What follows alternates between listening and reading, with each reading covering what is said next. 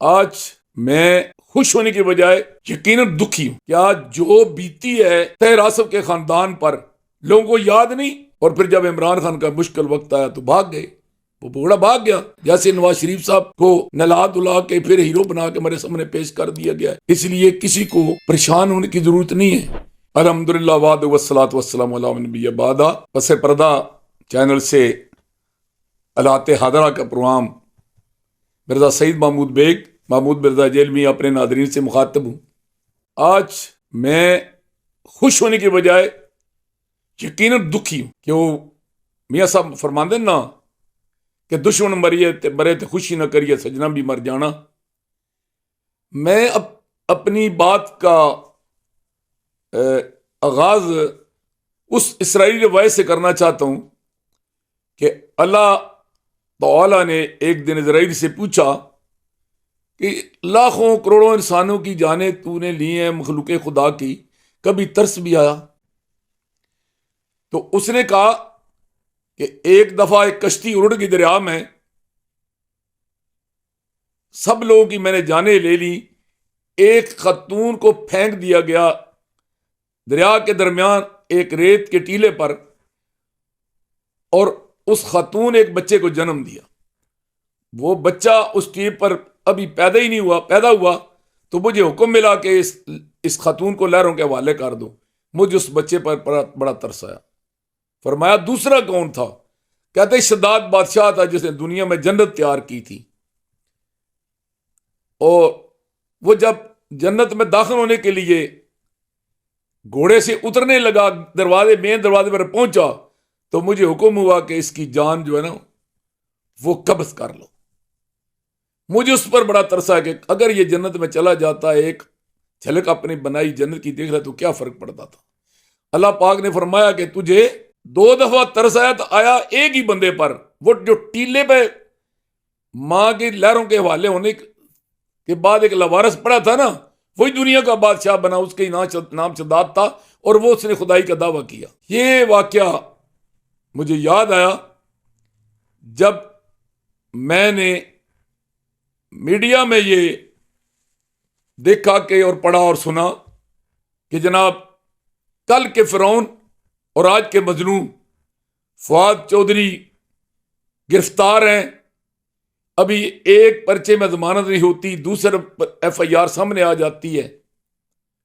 Corruption کی کہانیاں ہیں، عوام کے ساتھ ظلم کی کہانیاں ہیں، کوئی انہیں مظلوم قرار دے رہا ہے، کوئی انہیں ظالم قرار دے رہا ہے۔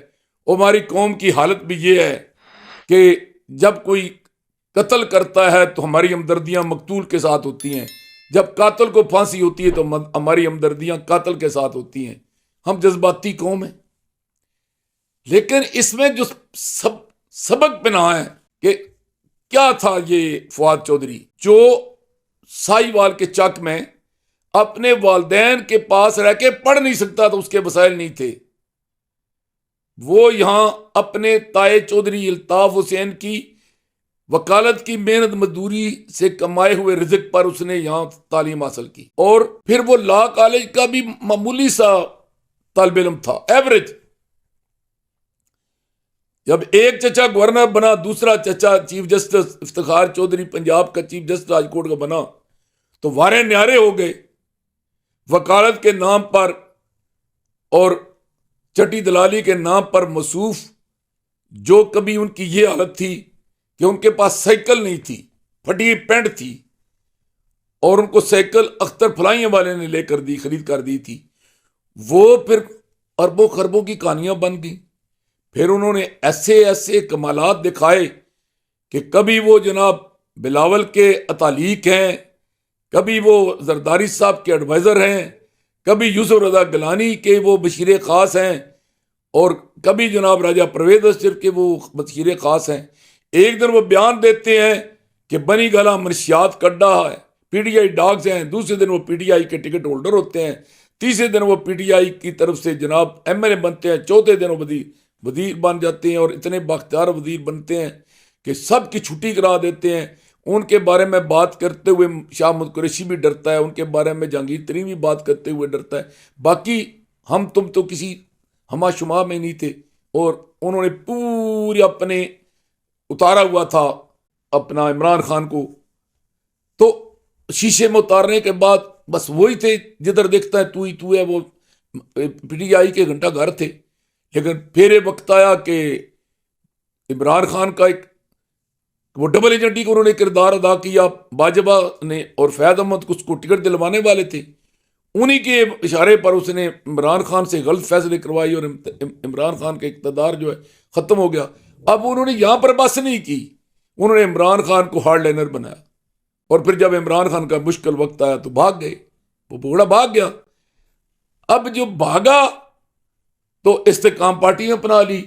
اب ایک طرف وہ وہاں جناب اس نے استحکام پارٹی سنبھالی، اور دوسری طرف وہ پی ٹی آئی پہ بھی اپنا دعویٰ قائم رکھا۔ اب ان پر قدرت کی طرف سے کہ الحذر کے سخت فطرت کی تعزیریں، تلک الایام نداولها بین الناس، فاتبروا یا اولي الابصار، کہ انہیں پھر آج گرفت میں قانون کی آئے ہیں۔ کیا جو بیتی ہے طاہر آصف کے خاندان پر لوگوں کو یاد نہیں؟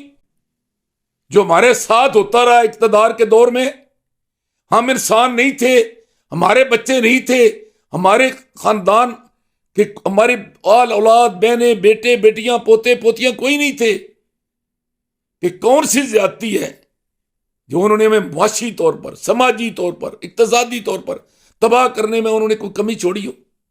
اپنے مخالفوں کے ساتھ کیا سلوک نہیں وہ کرتے تھے؟ اور بدتمیز وہ اور اس کے بھائی اتنے تھے کہ کوئی انسان کسی کی ان سے عزت محفوظ نہیں تھی۔ وہ فیصل ایڈوکیٹ صاحب کی زبان، وہ تو مشرقی پنجاب کی زبان بولتے تھے، اور انسانوں کو انسان نہیں سمجھتے تھے۔ اگر اس وقت کی تصویریں دیکھیں کہ لوگ ان کو ملنے کی کوشش کر رہے ہیں، یہ ان کو آگے ہاتھ نہیں ان کی طرف بڑھاتے تھے۔ اور انہوں نے ایک نیا ڈرامہ لگایا کہ جی ہم بڑی ڈیولپمنٹ کر رہے ہیں۔ جب آتے تھے پی پی 26 میں جیل کی طرف کہتے تھے جی ہم نے پنڈ دادن خان میں کمال کر دیا، جب پنڈ دادن خان کہتے تھے ہم نے جیل میں کمال کر دیے۔ جو انہوں نے سڑکوں کا جال بچھایا ہے، آج بھی جا کر انکوائری کریں، کوئی پوچھنے والا نہیں ہے نا۔ ہمارے یہاں لوگ روزانہ ان سڑکوں پر گزرتے ہیں، پھر کہتے ہیں جی بڑی ڈیولپمنٹ کرائیے۔ کون سی نوکریاں دی ہیں؟ ان کے پاس اتنے اتنے بڑے محکمے تھے، سائنس اور ٹیکنالوجی میں ہزاروں لوگ نوکریاں حاصل کر سکتے تھے، وزارت اطلاعات میں کر سکتے تھے۔ اگر وہ ان وزارتوں کے زور پر اربوں روپے کروڑوں روپے کے گفٹ لے سکتے ہیں، پلاٹ اور فائدے لے سکتے ہیں، لوگوں کے لیے نہیں کچھ کر سکتے تھے؟ گریوال سیمنٹ فیکٹری میں کس کو نوکر کرایا، ڈنڈوت میں کس کو نوکر کرایا، آئی سی ایم میں کس کو نوکر کرایا؟ ہاں ان سے مال ضرور لیا ہے۔ ہمارا حق اتنے رکھ، ساڈا حق اتنے رکھ دا مطلب اسی سمجھ رہے ساڈا حق انہیں لینا ہے، تو کیتا کی کہ انہیں اپنا حق لیا۔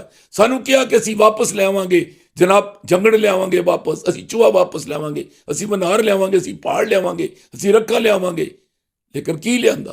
کھ نہیں۔ نہ پانی کے منصوبے آئے، نہ صحت کے مسائل حل ہوئے، نہ ایجوکیشن کے مسائل حل ہوئے، نہ روزگار کے مسائل حل ہوئے۔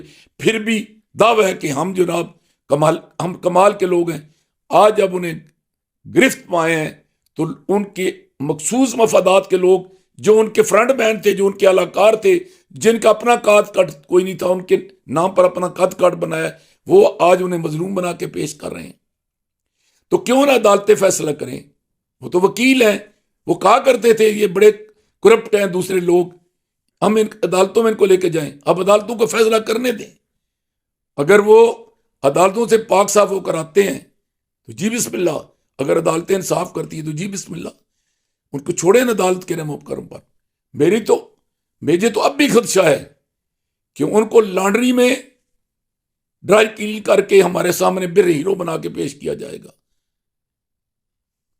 میرے خیال میں جیسے نواز شریف صاحب کو نلا دلا کے پھر ہیرو بنا کے میرے سامنے پیش کر دیا گیا ہے، مجھے تو فواد چودھری بھی نلائے دھلائے ہوئے اور ہیرو بنتے نظر آ رہے ہیں۔ اس لیے کسی کو پریشان ہونے کی ضرورت نہیں ہے۔ دیکھیے وقت کیا فیصلہ کرتا ہے، آگے آگے دیکھیے کیا ہوتا ہے۔ اور اللہ سے یہ دعا مانگنی چاہیے کہ اللہ پاک ہمیں صحیح سوچنے کی، صحیح کرنے کی توفیق دے، اور ہمیں قوت فیصلہ دے کہ ہم اچھے کو اچھا اور برے کو برا کہہ سکیں، اور صرف حسین کی مظلومیت اور یزید کے ظلم کا رونا نہ روئیں، ہم اس حضرت حور کی طرح یزید کی فوجوں سے نکل کر حسین کے ساتھ کھڑے ہوں اور کہیں کہ میرے جور کھلیں گے جب عمار کا حق و باطل بپا ہوگا، میں مثال حر یزید کے لشکر میں رہتا ہوں۔ شکریہ، اللہ حافظ۔